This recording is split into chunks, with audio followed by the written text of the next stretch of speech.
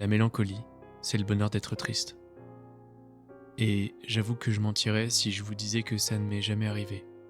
Pour tout vous dire, c'est de là que vient la création de Lacrimosophia.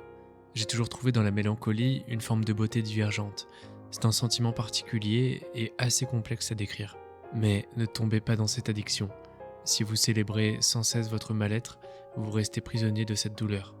Vous avez peur de guérir, parce que guérir, c'est se défaire de ce rôle de personne torturée, qui finalement vous allait si bien, et puis entre nous, ça romantise un peu notre vie. Votre tristesse devient un costume dont vous ne voulez plus sortir. Vous fétichisez votre malheur.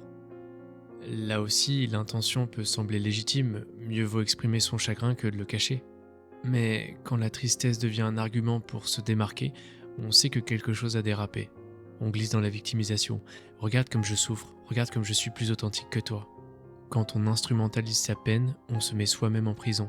On redoute toute guérison. On s'astreint à rejouer le même refrain. On craint de retrouver la joie. Et cette nostalgie de la peine empêche toute nouvelle progression dans la vie.